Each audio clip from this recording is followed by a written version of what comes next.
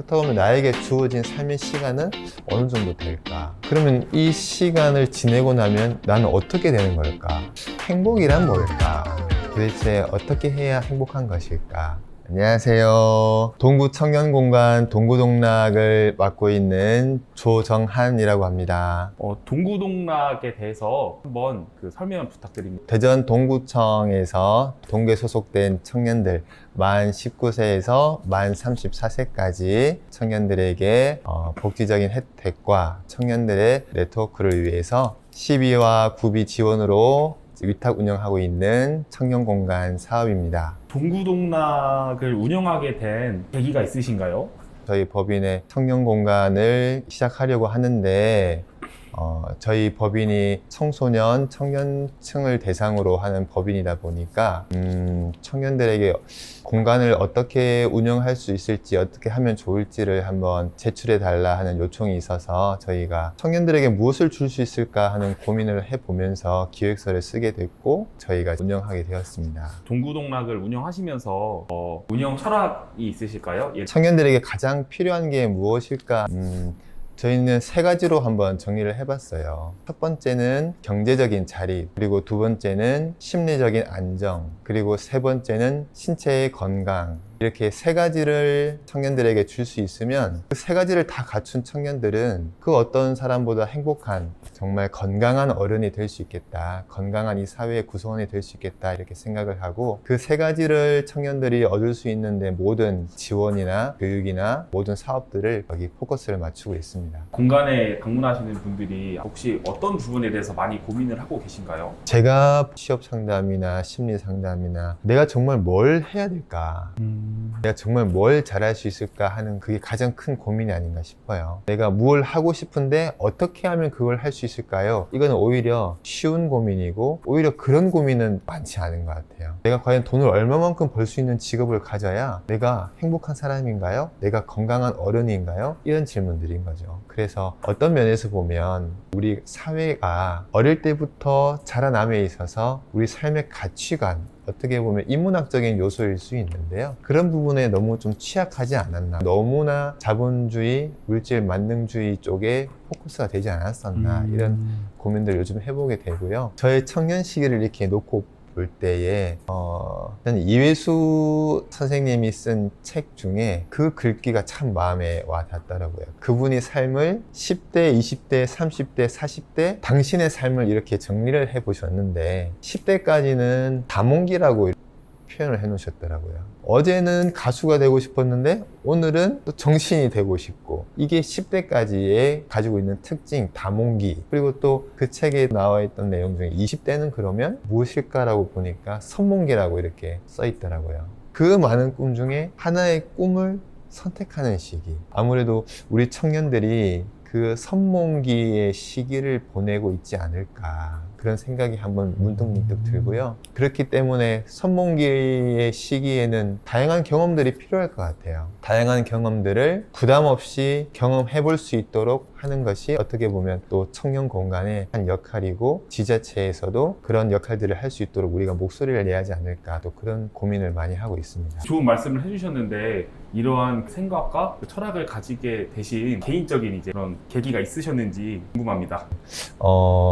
저는 어릴 때 저희 아버지께서 당신 나이로 26살 때 돌아가셨기 때문에 사람은 26살이 되면 죽을 수도 있다라는 생각을 어릴 때부터 하고 있었어요. 그리고 그때 제 나이가 만 1살이었기 때문에 막 내가 못 태어났을 수도 있겠다, 이런 생각도 많이 했었어요. 그리고 또 어머니께서 제가 초등학교 2학년 때 이렇게 다른 삶의 길을 선택을 하시면서 저와 이제 저희 형이 이모집에서 자라게 되었는데 가장 큰 고민이 그런 고민이었던 것 같아요.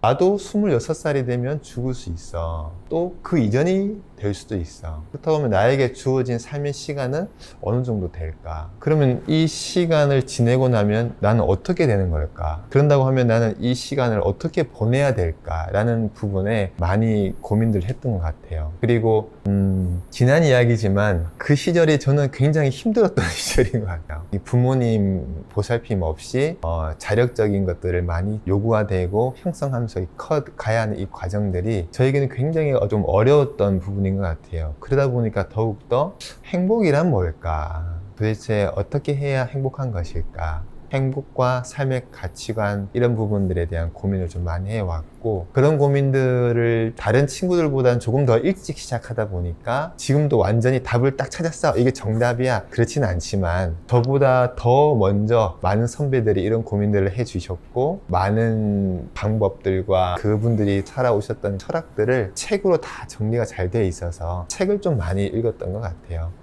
그래서 그 한 책을 보면 그 한 분의 삶을 내가 배우게 되는 그런 느낌. 그래서 이분은 이렇게 사셨구나, 이분은 이렇게 사셨구나, 그러면서 어릴 때부터 위인전 많이 좋아했던 것 같아요. 삶이란 이런 걸 수 있겠다, 이렇게 살면 행복할 수 있겠다. 그런데 그 시기가 근래에 와서서 제가 느끼는 것은 참 행복하다 이런 생각을 많이 들어요.